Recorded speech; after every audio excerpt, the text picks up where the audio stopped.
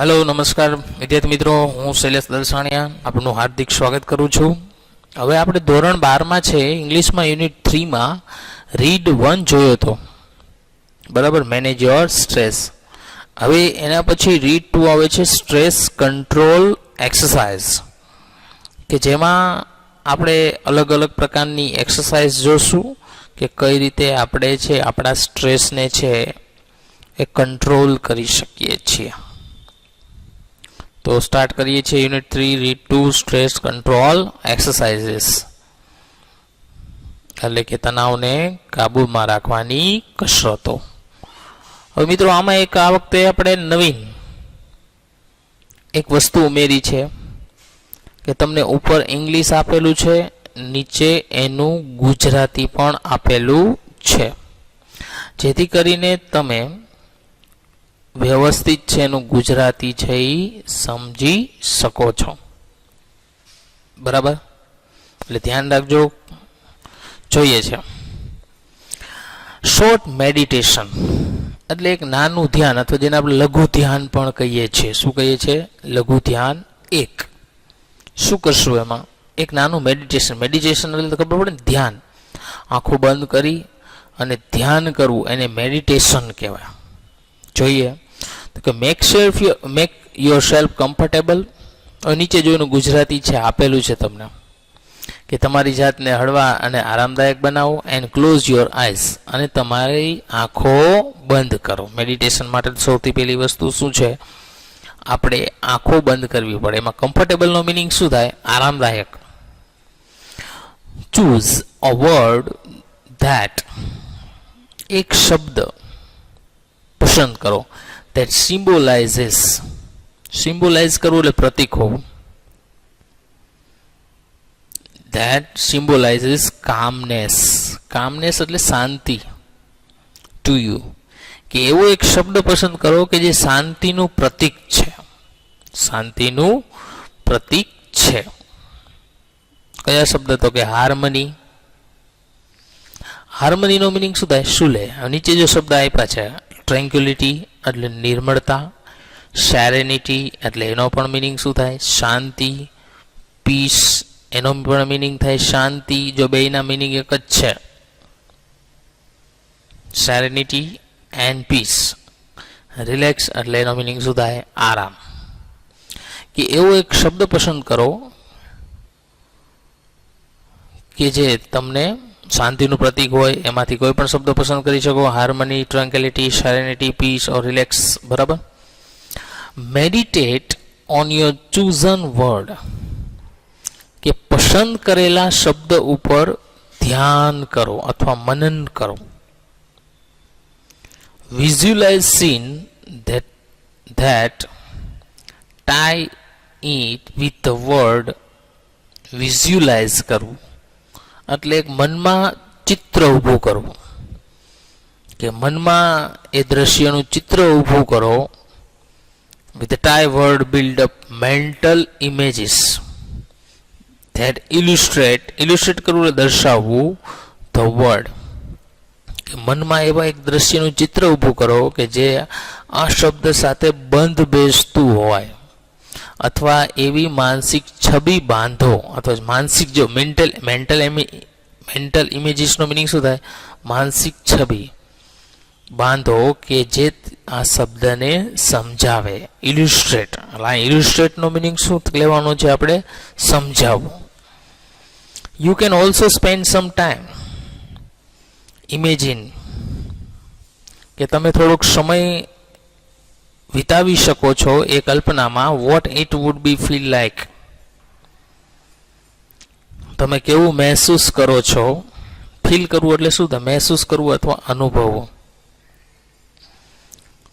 If you experience harmony and tranquillity inside yourself, કે જો તમે તમારી અંદર સંવાદિત અથવા સુલે અનુભવો છો, બરાબર। ટ્રેન્ક્યુલિટીનો મિનિંગ શું થાય? શાંતિ અથવા સુલે, અને હાર્મનીનો મિનિંગ શું થાય? સંવાદિત। ઓપન યોર આઈઝ અગેન, તમે તમારી આંખો ફરી વાર ખોલો। આ મેડિટેશન 1 હતું. એટલે આપણે આંખો બંધ કરીને આપણે એવું વિચારો, આપણા મગજમાં એવી છબી ઊભી કરવાની છે કે આપણી અંદર શાંતિ છે અને આપણે શું અનુભવીએ છીએ એ વિચારવાનું છે. નેક્સ્ટ જોઈએ શોર્ટ મેડિટેશન 2 એટલે લઘુ ધ્યાન 2. પિક અ મટીરિયલ સચ અ ડ્રેસ, ફેબ્રિક. કોઈ એવી સામગ્રી, મટીરિયલ્સનો મિનિંગ શું થાય? સામગ્રી પસંદ કરો, જેવો કે ડ્રેસ, ફેબ્રિક, કાપડ, સ્ટોન એટલે કે પથ્થર, અ પીસ ઓફ વુડ લાકડાનો ટુકડો, ઓર એનીથિંગ એલ્સ અથવા કંઈ પણ that appears to you. Appear એટલે યોગ્ય લાગવું, કે જે તમને યોગ્ય લાગે, બરાબર. વિથ યોર આઈઝ ક્લોઝડ, તમે તમારી આંખો બંધ કરીને એક્સપ્લોર ધ ટેક્સચર. એક્સપ્લોર કરવું એટલે ફરવું, ઘૂમવું. અહીંયા એવો શબ્દ છે અન્વેષણ. અન્વેષણનો મિનિંગ જ થાય ફરવું અથવા ઘૂમવું. Explore the texture, texture of this material, કે આ સામગ્રી, ટેક્સચર એટલે રચના, ઓફ ધીસ મટીરિયલ, અને આ સામગ્રીનું રચનાનું વિશ્લેષણ કરો, તો અન્વેષણ કરો. Spend at least 2 minutes doing this. Spend at least 2 minutes to doing this. Spend કરવું એટલે પસાર કરવું. At least 2 minutes to doing this. કે આ કરવામાં ઓછામાં ઓછી 2 મિનિટ પસાર કરો અથવા વિતાવો. એટલે એમાંય તમારું મેડિટેશન થઈ જશે. કે કોઈ વસ્તુને લ્યો કે ભાઈ આ વસ્તુ કેવી રીતે બની છે, અન્વેષણ કરવું એટલે શું થાય કે આ વસ્તુ કેવી રીતે બની હશે, શું સામગ્રી વપરાણી હશે, આવું બધું છે એ તમારે વિચારવાનું. એનાથી પણ મેડિટેશન થઈ જાય, બરાબર. એના પછીનો ટોપિક છે અને કસરત છે give your brain oxygen heat. કે તમારા મગજને એક ઓક્સિજન હીટ આપો. આ એટલા માટે છે કારણ કે જનરલી આપણા મગજને ઓક્સિજનની જરૂર પડતી જ હોય છે. જેટલું ઓક્સિજન વધારે મળે આપણા મગજને એટલું વધારે સારું. ઘણી વખત મગજને ઓક્સિજન ન મળવાથી પણ સ્ટ્રેસ આવી શકે છે. તો જોઈએ છીએ અહીંયા હાફ ઓફ પ્રોબ્લેમ ઓફ છે, અહીંયા હી નહીં હોય, half of problem with the being stressed and unable to concentrate properly.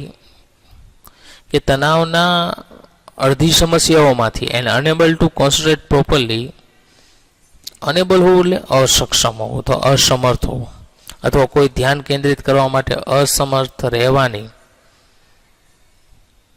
is that you don't breathe deeply enough to, એનો અર્થ છે કે supply to your brain with sufficient oxygen. Sufficient એટલે પૂરતો. એનો અર્થ છે કે તમે તમારા મગજને પૂરતા પ્રમાણમાં જરૂરી એટલો ઓક્સિજન લેતા નથી. કારણ કે આપણે એવું શ્વાસ જ નથી લેતા કે આપણા મગજને સંપૂર્ણ રીતે ઓક્સિજન મળે. When we get stressed, stress એટલે તણાવ. જ્યારે આપણે તણાવમાં હોઈએ, we tend to hold our breath. We tend એટલે રોકી રાખવું, સોરી, હોલ્ડ એટલે tend to hold એટલે રોકી રાખવું, our breath. આપણે આપણા શ્વાસને રોકી રાખીએ. or only breathe in shallow ways. છીછરો, સેલો નો મિનિંગ શું થાય? છીછરું. અને આપણે માત્ર છીછરો શ્વાસ લઈએ છીએ. using only the top part of our lungs. Top part એટલે ઉપરના, લંગ્સ એટલે ફેફસા, બરાબર. માત્ર ફેફસાના ઉપરના ભાગનો મદદથી શ્વાસ લઈએ છીએ. in order to deepen your breathing, કે ઊંડા શ્વાસ લેવા માટે, and get oxygen all the way up into the brain again, અને તમારા મગજને અથવા તમારા મગજને ઓક્સિજન આપવા માટે do the following exercise for 2 minutes.